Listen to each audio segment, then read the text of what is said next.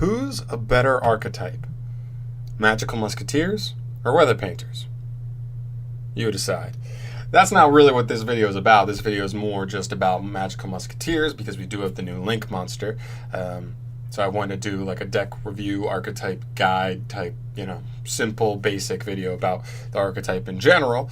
But I was always curious about that because when I got back into Yu-Gi-Oh! Just over a year ago, these two archetypes were just coming out, and I know there was a big feud over which one was going to be better. They both were very clearly and obviously going to be fan favorites. The designs are great. Everybody loves fiends. A lot of people love fairies. They're just great. I mean, I think they're just very, very easily likable archetypes. So you knew they were going to be great and loved. You just didn't know which one was better overall as competitively. And I think they're both pretty close. I think they both do different things very well, which is cool. But anyway, my name's John. Welcome back to Just Nuts. We're getting into this. And yeah, if you don't know, Magical Musketeers is a fiend-based archetype where you have two different types of cards, pretty much. You have your musketeers and you have your muskets, the guns and the gunmen. The gunmen all have the same first effect. They all say, while they're on the field, you can activate your magical musket cards directly from your hand. Your spell and trap cards, you activate them straight from the hand. You do not need to set your trap cards. You don't need to set your quick play spells to activate them on your opponent's turn. You can activate them whenever you want, as long as you have a magical musketeer on field with its effects live. And then they all have a different effect that pops off once per turn, hard once per turn, if one of those magical muskets is activated in their zone. So you gain advantage via that way while stunning your opponent. Very interesting archetype, very interesting design tactically. I've never really seen, this is like a very, very unique one. It uses columns. We've seen a couple column using archetypes. Weather painters use the columns as well. Mech Knights. But other than those three, I don't know if I can really say there are a ton of other ones. But there you go. That's generally how you use the Magical Musketeers. They're a stun control based deck. They don't pump out a ton of damage usually, but they do get damage out relatively easily. Well, not relatively, sorry. They can get damage out once you've stunned enough and you're able to combo off. So let's jump right into the monsters here. So the main monster, you're literally your Stratos / best starter card, best searcher, whatever you want to call him, Magical Musketeer CASPAR.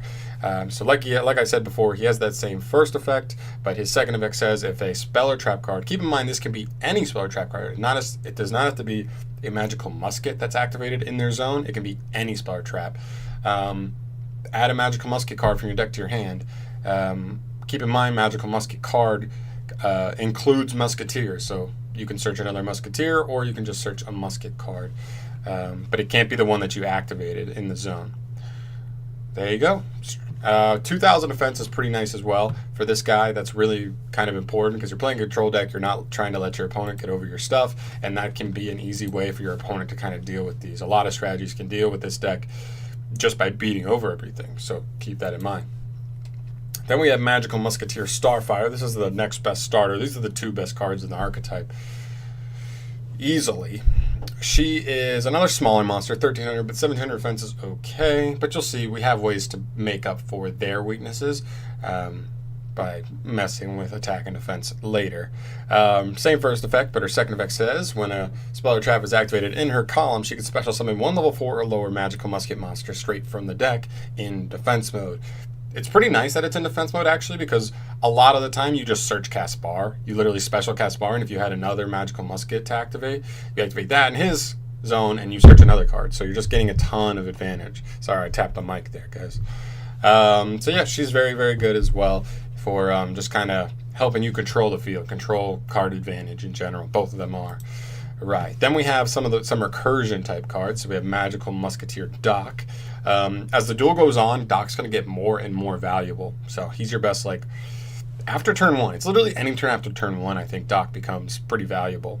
So mediocre stats again. I wish they were all the same level. I believe half of them are level 3 and half of them are level 4, which is kind of upsetting because I don't know, making use of rank 4s or rank 3s would be really, really nice, but because they're kind of mixed, it makes that kind of a watered down option. You can't always use it with any two monsters, so That's kind of but he's pretty good. He pretty much does what CASPAR does. When a spell or trap is activated in his column, he can add a musket back from the grave, musket card back from the grave, just not from the deck.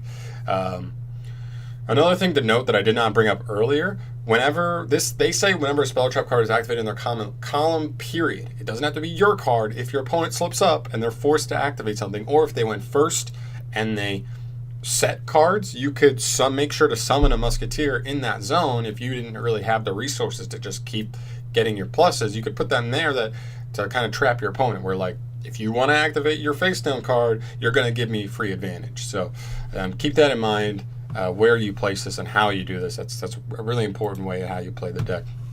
Another one of the better cards is Magical Musketeer Kid Brave. He's one of the much more likable design ones here. He pretty much says if a spell or trap is activated in his column, you can discard a musket card to draw 2 cards. So straight up +1, as long as you have something. You do play some 3 of, so maybe if you have extra monsters in your hand, you discard a monster to draw 2 to maybe get more stun pieces with the muskets. Or if you just had 2 muskets, all the muskets are hard ones per turn, so you could discard 1, that's a hard ones per turn, and then hopefully draw into some other pieces, maybe hand traps, maybe whatever. It all works. And he's also one of the bigger one. I think he's the second biggest one. He's 1600, so a bigger one. It can come up. Keep that in mind. Calamity works just like Starfire, but opposite, kind of like Doc. She specials from grave instead of specialing straight from the deck in defense mode.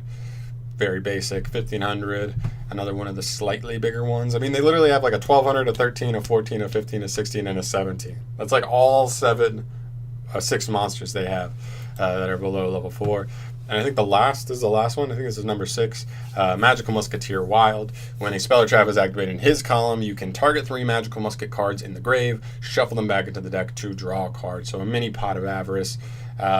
It just kind of takes a little bit of setup. You got to get 3 musket cards in grave. Then you also have to have something to trigger him. And sometimes if you've already used 3 magical musket cards, you're not going to have any more cards left in your hand to like trigger him. You could, but you're kind of banking on some things, and he's a little unreliable. If you play him, you only play him at 1. But it is nice, and he's one of the bigger ones at 1700. Oh, also, if you play Calamity, you only play her at 1.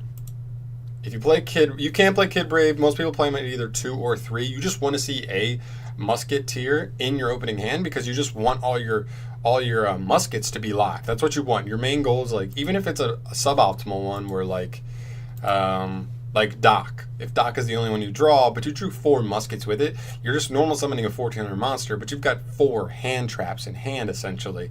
So you can at least still have a chance at stunning your opponent. Also, that's not the worst, because if you had that many, you could stun your opponent once, and then when you activate the second card, you could add the first card back to hand. That way you at least have resources for next turn as well. So even the more suboptimal ones. Doc you usually play at 2.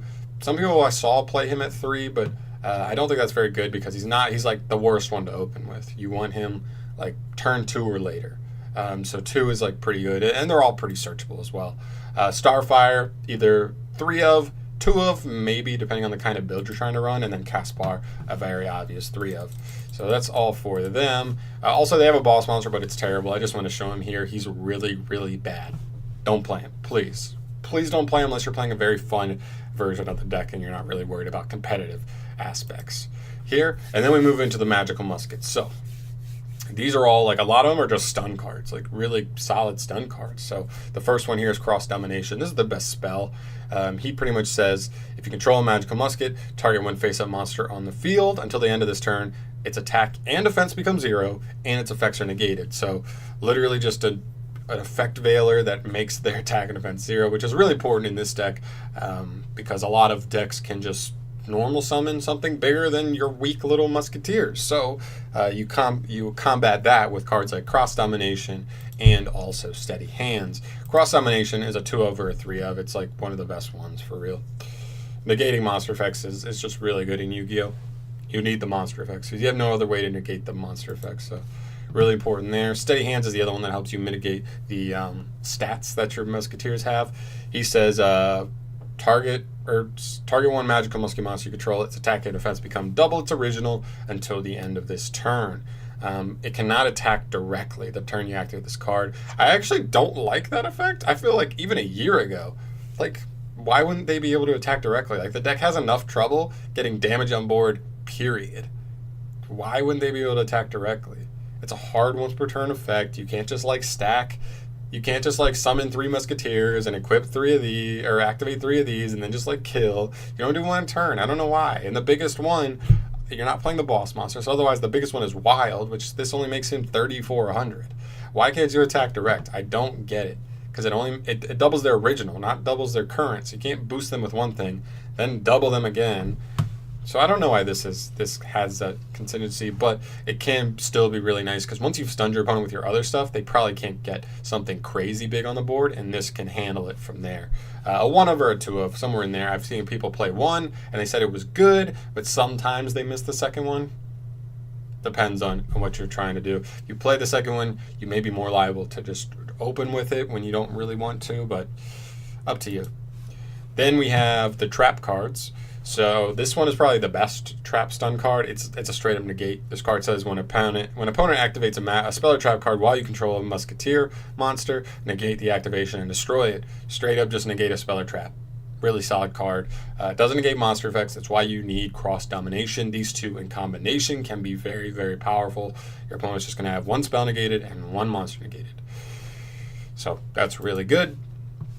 And one of the other really good trap cards is Desperado. This is like a 2 over a 3 of again. Probably a 3 of, just because negations are so strong. There's no messing around. There's no popping stuff, but you still get your effects. It's just straight up negate the spell or trap. Straight up. Also really good with like no, I was gonna say evenly matched, but nobody's gonna side evenly match against you. You're not, all your cards are in your hand, so your opponent evenly match doesn't do anything. Desperado though just says if you control a musketeer, target 1 face-up card on the field and pop it. That's it. That is all it does. And it's nice. It's just a quick effect pop from the hand. It's ogre, but it doesn't have to wait for an effect to be activated, which is really, really nice. Your opponent can attack you, and on attack declaration, you can pop. Just erase the monster. So, and it pops anything. 1 face-up card. Not anything. Not any card on the field has to be face-up, but any face-up can be spell, trap, or monster. Then for like the 1 of traps, you either play 1 or none of these. It's up to you. This card is literally DD Crow. It says if you control a musketeer, target up to 3 cards in the graveyards and banish them. You're just trying to clear out your opponent's graveyard of any resources they may be trying to use from there. So a lot of decks in Yu-Gi-Oh! Use the graveyard as a resource pool currently, so you just want to get rid of it. Then we have Fiendish Deal. This is actually the only continuous card, so you need to be careful with this because if you say normal CASPAR and then activate this in CASPAR Zone, you've just locked up CASPAR Zone. So you're not going to be able to just keep activating cards in CASPAR Zones to just keep searching and searching and searching. You lock it down. They don't move themselves. They don't do anything like that. So once you play this there, you've locked out that zone. So be very careful how you use this card and where you use this card. But this card is continuous that says, while it's on the field, magical musket monsters cannot be destroyed by card effects. It's not too great. Back when True Draco was like a top deck, that's like that's the only way they outed things is by popping stuff. So by making your monsters unpoppable, plus you have your attack and defense altering cards, like True Draco's really could struggle with this card in play to deal with your magical musket monsters. Let's see. And then its other effect says, if this card is sent to your graveyard by an opponent's card effect, you can add a magical musket card from your deck or graveyard to your hand. So it gives you a surge if your opponent is forced to out it. But it's like a 1 of where like if you're in a situation, in a duel against a certain matchup where they use a lot of pops and not a lot of spinning and bouncing, then this will work. There. And then we have this new Link monster that is kind of wild. Let's take a quick peep at it. Magical Musketeer Max. So, I meant to have this up. I did not. I apologize for that. But anyway, he's a Link 1, which is very crazy. It makes this deck really maneuverable with that. And he's a Link 1, so he takes any level 8 or lower magical musket monster. And he says this. During either player's turn, you can activate spell or trap cards from your hand, so he has the effect to make your spell and traps alive. Then That is kind of relevant for like playing against Valor or playing against Impermanence, where like if your opponent, if you just summon Caspar or whatever and try to use Caspar's effect, your opponent could use Impermanence or Valor just to negate its effects for the rest of the turn, so you wouldn't even be able to activate your spells or traps for the rest of the turn. You could just link right into him and then he makes them live. So that is kind of nice. Little maneuver there, but it's not optimal because of this. He says, if this card is link summoned, activate one of these effects. Add magical musket spell or traps with different names from your deck to your hand up to the number of monsters your opponent controls, or special summon magical musketeer monsters with different names from your deck up to the number of spell and traps your opponent controls. Very clearly, this card has very little value other than going second or just later in the duel. It's a very, very solid card with a very powerful effect that can get you a ton of advantage. Like if your opponent is not in a situation where they can kill you, they need to be very careful against this card, because if they just flood the board with monsters and aren't able to kill you, then next turn you just link into this and you search for magical musket spell or trap cards, or however many monsters they have. So and then you just pick apart their board with all your magical musket cards. It's actually crazy how much advantage you can get off this card in one fell swoop. You literally just grab a Desperado, a Last Stand, the one that makes your opponent 0, Cross Domination, and the one that doubles your attack, Steady Hands. You literally just search those 4, and then you just pick apart your opponent's board. He's only 1,000, but that's okay, because with Cross Domination, you can just make your opponent 0, and with Steady Hands, you can make him 2,000. So, not that big a deal. So, really just helps you pick apart boards like right then and there, super easy. It does help in the sense that Magical Musketeers always struggled with going second, but it doesn't help with the fact that Magical Musketeers always struggled against decks that could mess up your normal summon, if that makes sense. So like if you normal summon Caspar, if they had a way to remove like Caspar or whatever your normal summon was after normal summoning, before you're able to like get your plays going, if they're able to just remove your, like pop your normal summon before you're able to like generate extra advantage, then like you're done, because if you don't have a Magical Musketeer on board, you can't activate any of the spell or traps. So that's like the main problem the deck has still, but the deck does some really cool board breaking things going second now, more than they did before, as well as it can do some pretty good cool stun type strategies going first. So keep that in mind. It's a really, really cool deck that way. Then we move to the last couple tech cards that you could play in the deck. Toon Table of Contents is a commonly looked at card when looking at Magical Musketeers. It's literally just you add a toon, you play 3 of these and another toon card. So you just activate one to search, or if let's say you just draw it with Caspar or Starfire, you normal Caspar, you activate Toon Table of Contents to search another Toon Table of Contents. You get your search, but you didn't have to use a card uselessly to get that search off in the first place, or a special with Starfire. So then you just have another Toon Table of Contents to activate next turn, so that like you're wasting no advantage. And then eventually you search like a Toon World, or the one I like more is easily Toon Cyber Dragon, because going second, this deck still struggles going second. Even with Max is like a solid card that helps you going second, but it's still not the best, especially against those decks that can get him off the field before he's able to, like, or Impermanence, Valor, you know what I mean, cards like that. Toon Cyber Dragon is interesting because you don't really use the extra deck that much with this deck, so you just put, you know, your Chimera Tech and your Mega Fleet. I think those are the two. Whatever, the 2 fusion cards in the extra deck. Then going second, you just side Toon Table, or you have Toon Table Contents, and if like you have the availability of not normal summoning first, you just Toon Table, get your Toon Cyber Dragon, special that, because he still has the same effect where if your opponent controls a monster and you don't, you can special summon him from hand. He cannot attack this turn, but that's fine because you literally just special him, and then you fusion summon away your opponent's cards. And that's all you do, is you just kind of use it for that quick like removal strategy. If your opponent, I know extra links are sort of like fading away, but you can at least steal one monster they had in the extra monster zone, and you just fuse away with it for a 2400 beat stick. Why not? It's pretty cool.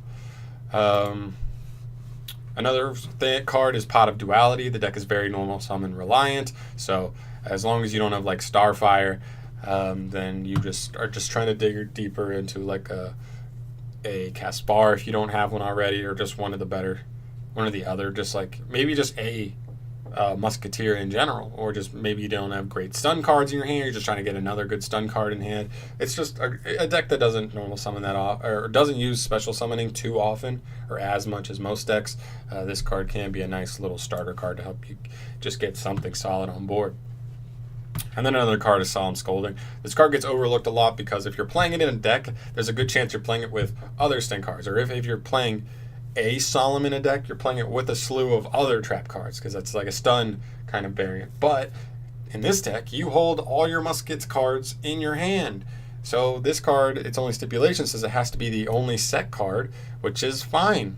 That's probably going to be the case every time you draw it. You're just going to have this on board, and you're going to have a bunch of muskets in hand. Nothing set. So it should be fine. And it negates like anything. When a monster would be summoned, a spell, trap, or monster effect would be activated, pay 3,000, negate, and destroy. It literally negates like almost anything in the game. It's actually crazy. So it's just an interesting card, like power negate, making your boards a little more hard to get through, for sure. And that's it. I have this weird thumbnail that I forgot was in my picture file. Guys, I'm gonna leave it there.